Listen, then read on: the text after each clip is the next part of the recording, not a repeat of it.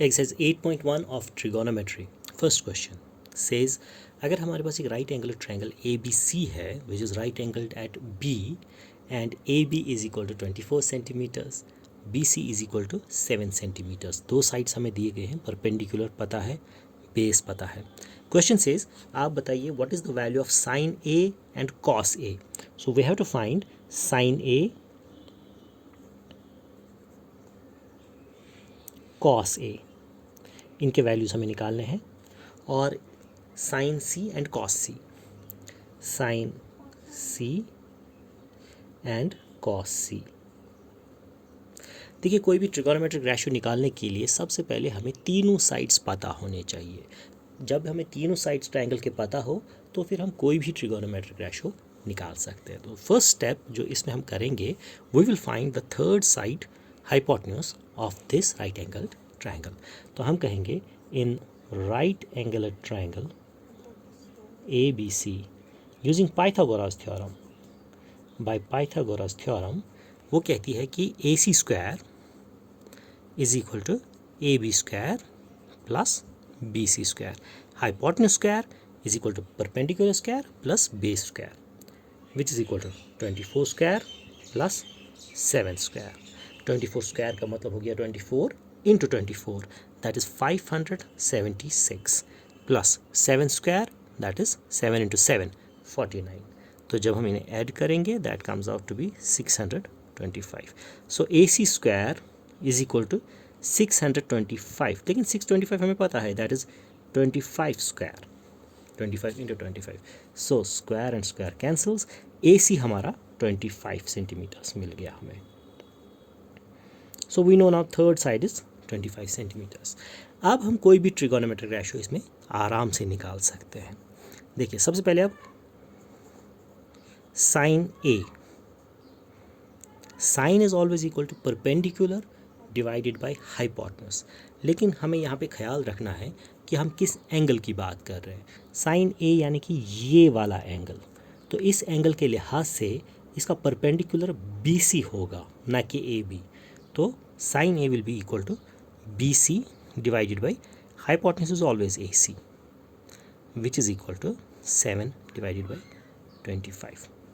इसी तरह cos of A, cos of A will be equal to base by hypotenuse. Base उसमें A भी consider होगी क्योंकि A angle it lies on this side A B, तो इसकी base A भी कंसिडर होगी and hypotenuse is A C. So it is 24 divided by 25. इसी तरह फिर हमें साइन सी देखना है.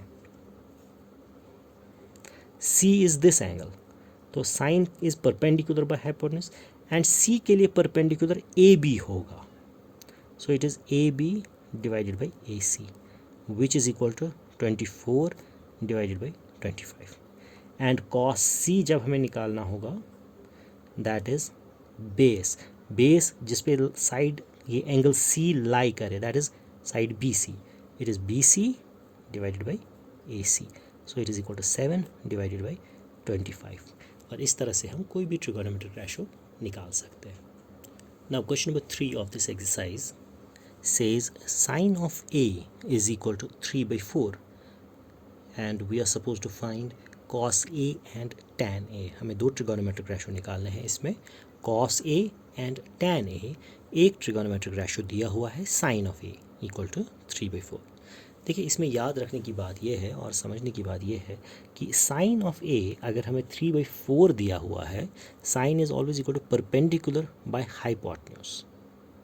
इट डज नेवर मीन कि इसमें परपेंडिकुलर 3 होगा और हाइपोटेन्यूज 4 होगा. No, it is the ratio. इसमें ये 6 और ये 8 भी हो सकता है जिनकी कैंसलेशन होगी फिर 3/4 आ जाए. ठीक है, ये 9 और ये 12 भी हो सकता है जिसमें उनकी कैंसलेशन होकर फिर 3/4 आ जाए. तो अगर एक रेशो हमें 3/4 दिया हुआ है, इसका मतलब ये नहीं हुआ कि ये एक्चुअली 3 और 4 होंगे. So this is the ratio, हमें इस चीज़ का ख्याल रखना है. तो अगर ये हम इस तरह से कंसिडर करेंगे तो परपेंडिकुलर इसका होगा 3 इंटू के, 3 इंटू समथिंग, एंड इसका हाइपोटेन्यूज होगा 4 इंटू समथिंग. तो मान लीजिए एक ट्रायंगल ए बी सी है. तो कोई भी ट्रिगोनोमेट्रिक रेशो निकालने के लिए हमें पता है कि हमें सबसे पहले इसकी तीनों साइड्स पता होने चाहिए। तो first of all we will find the side BC of this triangle. हम कहेंगे by Pythagoras theorem AC square is equal to AB square plus BC square, यानी कि 4K square is equal to 3K square plus BC square. ये हो गया 16K square is equal to 9K square plus BC square. तो 16K square minus 9K square is equal to BC square. 16K में से 9K square निकालेंगे, हमारा BC square will be equal to 7K square. अब ये square अगर हम यहाँ पे लाएंगे तो it will be equal to √7 and K, क्योंकि K और स्क्वायर रूट कैंसिल होगा, इज इक्वल टू BC। तो हमें पता चला BC इज़ √7 टाइम्स K। हमें तीनों साइड्स पता चल गए। अब हम जो भी हमें चाहिए था वो हम निकाल सकते हैं। तो क्वेश्चन हमसे कहता था कि cos ऑफ A बताइए कितना है। सो अब हम कहेंगे कि cos of A is equal to, A is this thing, cos A is equal to base by hypotenuse. Okay, so मैंने चूँकि 3 और 4 इनका वैल्यू लिया था, तो मान लीजिए इसका मैं C रख दूंगा, यहाँ पे मैं A रख दूंगा। ठीक है, तो cos of A will be equal to AB divided by AC, that is √7 times K divided by 4K। K will cancel, it is √7 divided by 4। तो ये एक चीज़ हमें निकालनी थी। दूसरी चीज़ जो हमसे क्वेश्चन कहता था that is tan of A which is equal to perpendicular by base. तो परपेंडिकुलर इसका हो गया ये BC divided by AB which is equal to 3K divided by √7K। इसमें भी K और K कैंसिल होगा, it will be equal to 3 by √7। तो इस तरह से हम कोई भी रेशो निकाल सकते हैं। अगर हमें कोई भी एक ट्रिगोनोमेट्रिक रेशो दिया हो तो उसकी वजह से हम बाकी के सारे ट्रिगोनोमेट्रिक रेशोज आराम से निकाल सकते हैं। क्वेश्चन नंबर नेक्स्ट जो हमारा है 4, उसमें भी एक ट्रिगोनोमेट्रिक रेशो हमें दिया गया है और हमें 2 ढूंढने के लिए कहा गया है। वी हैव, बिल्कुल हम सेम प्रोसीजर फॉलो करेंगे, इसी तरह से हम निकाल पाएंगे। Same is with question number 5 जिसमें आपको सेक थीटा दिया हुआ है 13/12 एंड क्वेश्चन आपसे कहता है कि बाकी के सारे ट्रिगोनोमेट्रिक रेशोज निकालिए। एक रेशो आपको पता है, उसकी वजह से आप तीसरा साइड निकालेंगे ट्रायंगल का, और जब तीनों साइड्स पता हो तो आप सारे के सारे ट्रिगोनोमेट्रिक रेशोज आराम से दे सकते हैं। सो कुछ क्वेश्चंस इसमें हैं विच फॉलो द सेम पैटर्न, तो आप उनको ट्राई कीजिए। अगर नहीं आते हैं तो then do contact me. A very important question, question number 6। Question number 6 हमसे कहता है कि हमारे पास 2 एक्यूट एंगल्स है, angle A and angle B, such that cos of A and is equal to cos of B. We have to show angle A is equal to angle B. देखिए, अगर हम कुछ इस तरह से इसको ले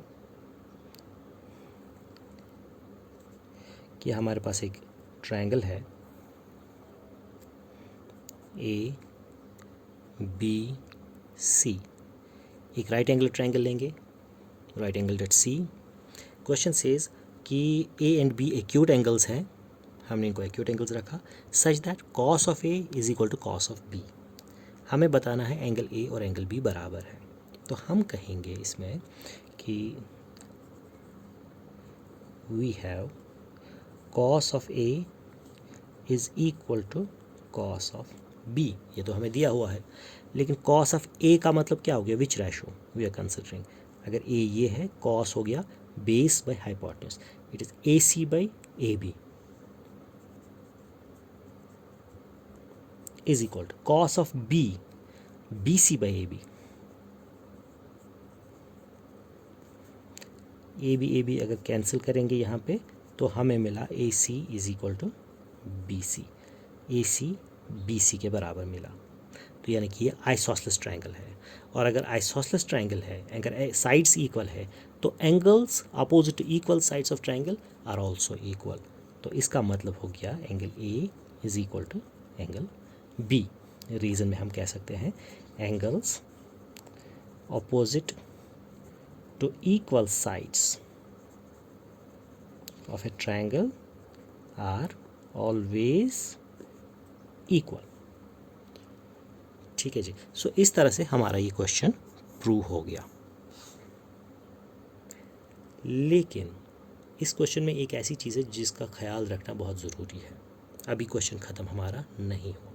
क्वेश्चन कहता था ए एंड बी दो एक्यूट एंगल्स है such that cos of A and cos of B are equal. हमें प्रूव करना है ए एंड बी इक्वल है। मैंने एंगल ए और एंगल बी दोनों एक ही ट्रायंगल में लिए, जबकि क्वेश्चन में ऐसा कहीं नहीं कहा गया था कि ये एक ही ट्रायंगल के दो एंगल्स हैं। ठीक है, तो यहाँ पे दो मसले हो सकते हैं, या तो ये दोनों एक ही ट्रायंगल में होंगे या तो ये दोनों अलग अलग ट्रायंगल्स में होंगे। तो हमें इस क्वेश्चन को दोनों बार में सॉल्व करना है। So here we will say two cases arise. यहाँ पे दो केस आते हैं। Here two cases arise. Case one, पहला केस, जब ए और बी दोनों एक ही ट्रायंगल में हो तब ये हमारा सॉल्यूशन कंप्लीट होता है इस तरह से। केस वन में हम कहेंगे when A and B belong to same triangle. जब ये दोनों एक ही ट्रायंगल में है तो ये हमारा सॉल्यूशन है एंड हमने प्रूव कर दिया एंगल ए और एंगल बी बराबर है। लेकिन दूसरा केस इसका बनता है अब, केस टू, जब ये दो अलग अलग ट्रायंगल्स में हो तब क्या होगा। When A and B belong to two different triangles. ठीक है जी। तो यानी कि हमारे पास एक ट्रायंगल ऐसे होगा और एक ट्रायंगल ऐसे होगा, जिसमें मान लीजिए ये एंगल ए है और यहाँ पे एंगल बी है। मान लीजिए इसका नाम हम रखेंगे पी, ए पी सी, इसका नाम रखेंगे क्यू एंड इसका आर। तो ये और ये दो अलग अलग जगह पे हैं दो angles, and cos of this is equal to cos of this. हम कहेंगे we have cos of A is equal to cos of B. Cos of A अगर देखा जाए तो वो आएगा A P by A C. It is equal to cos of B that is Q B by B R. तो ये हमें बराबर है। अब हमें प्रूव करना है कि एंगल ए और एंगल बी बराबर है। मैं यहाँ पे थोड़ा सा क्रॉस एक्सचेंज करूँगा। I can write it like this, A P divided by A C के बदले मैं यहाँ क्यू बी को नीचे लाऊंगा। इट इज़ इक्वल टू इस ए सी को यहाँ ले जाएंगे, ए सी बाई बी आर, और इन दोनों का कुछ नाम रखेंगे, से एम। सपोज इसका नाम हमने एम रख दिया। ओके, अब इस ट्रायंगल में ए पी सी में पाइथागोरस थ्योरम का अगर हम इस्तेमाल करेंगे तो हमें ये और ये तो हमें रेशो में पीछे मिल गए थे ये दो साइड्स। हम तीसरा साइड देखेंगे by Pythagoras theorem.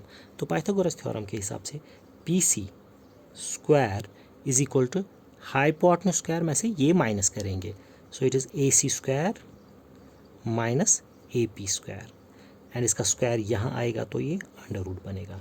So this is by using Pythagoras theorem in this triangle. इसी तरह अगर पाइथागोरस थ्योरम इस ट्रायंगल में भी इस्तेमाल करेंगे तो उसमें क्यू आर हमारा will be equal to under root of ये hypotenuse square B R square minus Q B square.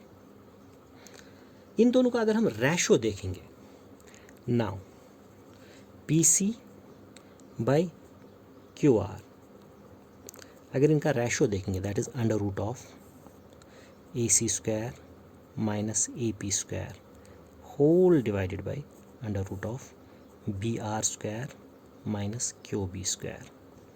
This is further equal to, अच्छा ए सी अगर हम पीछे देखेंगे जो हमने यहाँ से निकाला था, इस फॉर्मूला से ए सी हमारा आएगा m into B R, we can say A C is equal to m into B R. यहाँ पे ए सी के बदले हम m इंटू बी आर लिखेंगे minus A P is m times Q B, A P is m times Q B square. बस इतना सा हमें करना था इसमें, बाकी बिल्कुल ऐसे ही रखेंगे, डिनोमिनेटर में बिल्कुल ऐसे ही रखेंगे, B R square minus Q B square. This is further equal to, ये स्क्वायर दोनों पे लगेगा, यहाँ पे एम स्क्वायर पे भी लगेगा, यहाँ पे भी एम स्क्वायर पे लगेगा, एम स्क्वायर कॉमन निकलेगा, स्क्वायर एंड रूट कैंसिल होगा तो एम बाहर आएगा और अंदर बचेगा under root of B R square minus Q B square whole divided by under root of B R square minus Q B square. ये factor और ये फैक्टर कैंसिल होगा तो this is only equal to M. तो हमें पता चला P C by Q R भी एम के ही बराबर है।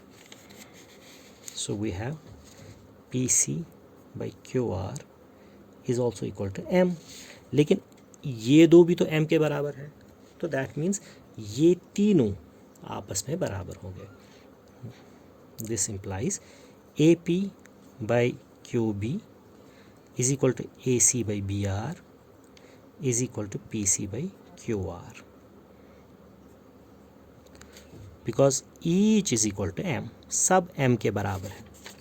और अगर हम ट्रायंगल्स में देखेंगे AP by QB, AP by QB is equal to AC by BR is equal to PC by QR, that means these triangles are similar. This means triangle APC is similar to triangle B Q R. अगर ये similar हो गए then angles are equal, so we can say angle A is equal to angle B. तो इस तरह से हमारा ये सेकंड पार्ट भी प्रूव हो गया एंड अब जाके हमारा क्वेश्चन कंप्लीट हो गया। क्वेश्चन नंबर 9 में हमें एक ट्रिगोनोमेट्रिक रेशो दिया हुआ है tan of A equal to 1 by under root 3 and हमें वैल्यू निकालना है sine A into cos C plus cos A into sine C का। सबसे पहले हमें कोई भी ट्रिगोनोमेट्रिक रेशोज दूसरे चाहिए होंगे तो हमें पहले थर्ड साइड पता होना चाहिए इसका। सो पहले हम इसका थर्ड साइड निकालेंगे।